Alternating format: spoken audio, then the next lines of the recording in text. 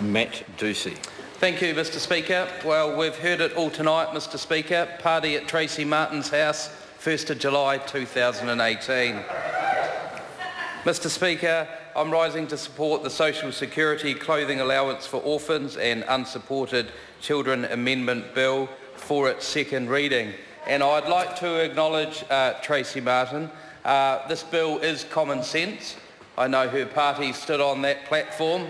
I wouldn't agree that all their policies were common sense, but this one has made it, and I think it very much is common sense. And I did take the time to read, Mr Speaker, some of the notes around this bill, and I'd like to acknowledge Tracy for sharing some of her personal stories and her personal connections to this bill as well. And very much from someone who comes from a mental health background, it is our stories, it is our personal stories, it is our shared experiences that bind us all together, and something that we can work towards in improving the well-being of this country. And it is very much focused on improving the well-being of not only the young people but the kin carers in this situation. And as we've heard from previous speakers, there's around 12,000 New Zealand children being looked after by kin carers, and this is a great opportunity to acknowledge their work and everything they do. I know for myself, I have had a kin carer come in seeking help in my office, and her story was amazing, with just making no real thought about her own situation and swiftly moving in to take over guardianship of a niece and a nephew. And it is right that we look to support these kin carers and give them all the resources that we can. And I would like to support the words of the previous speaker around that transitional age of young people going into adult services. I've worked a lot with adolescents in my mental health work, and we do know that transition for young people is very difficult, and that is where a lot of problems can happen. And I would say, Mr Speaker, after spending a lot of time doing one-to-one counselling with young people, and many young people that were in foster care or in kin care, you can tell the difference when they have those people in their lives that are steering them in the right direction. No amount of money will ever support a young person to stay on the right track, but adults in their lives that teach them the right way to live is the way that that will happen, and this is why we should support this bill. Mr Speaker, this bill was seeking parity between the financial entitlements for orphans and unsupported children and financial entitlements for foster carers. And it is only right that foster carers and kin carers have this parity.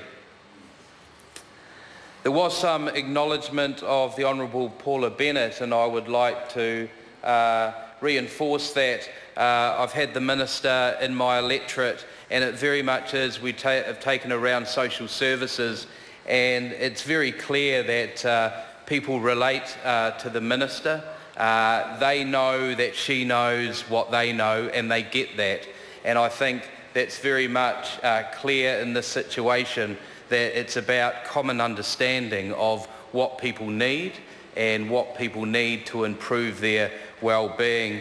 I'd also like to take this time, because this is my first time speaking to this bill, and also new to the Social Services Select Committee, and just to acknowledge the work of our hard-working Social Services Select Committee Chair, Alfred Naro, who's very much guiding us in a collegial approach, which this bill is taking as well.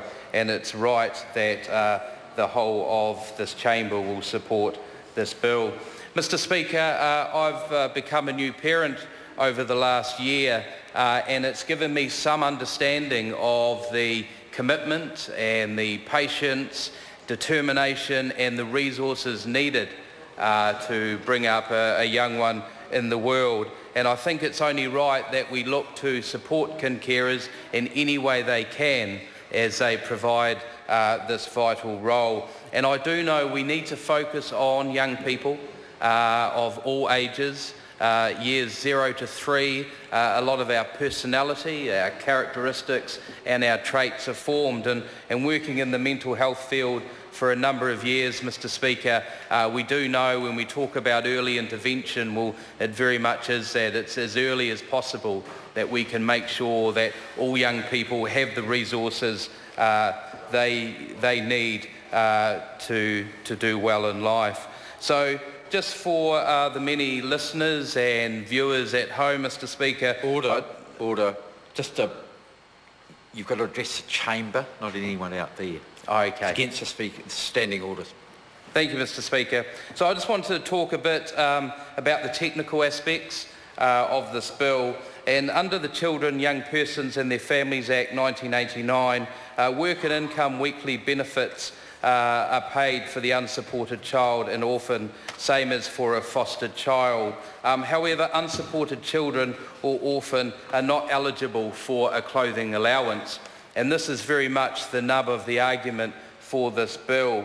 Although children under 13 years do get a quarterly allowance which covers some secondary school uniforms, but this is very much increasing that support.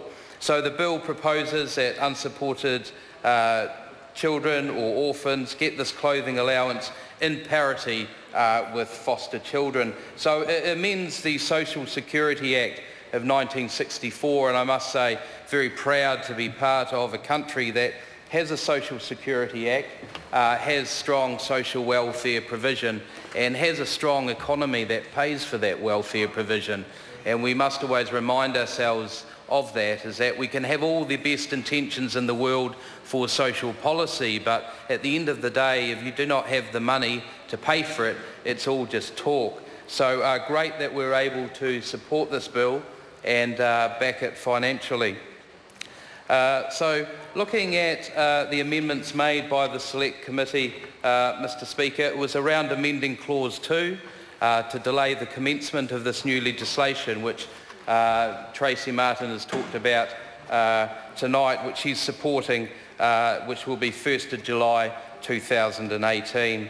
It's also about amending Clause 4 to clarify that an orphan or unsupported child would be entitled to a clothing allowance only if the Chief Executive, under their discretion, to set a rate of payment for a clothing allowance for foster children under Section 363 of the Children, Young Persons and Their Family Act. But, Mr Speaker, I must say I'm very, very happy to say that this really is only the start of this type of work, and we can do more, Mr Speaker, and the government is committed to do more. As part of the White Paper for vulnerable children, we're committed to an extra $10 million to provide further support to kin carers.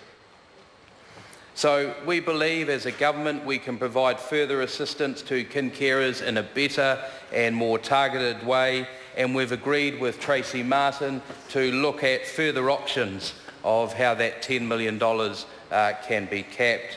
And we've also agreed to explore further financial assistance options in supporting this bill at the first reading and the second, and thinking about how we're going to spend that $10 million. The government does recognise the incredible work done by family members raising children who have lost their parents or are unable to live with them.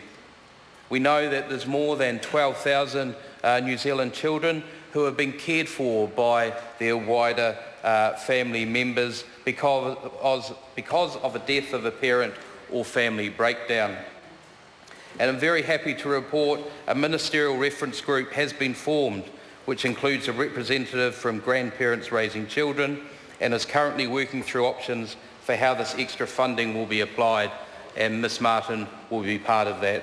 So very happy to report that I support this bill, Mr Speaker, and commend it to the House. Thank you.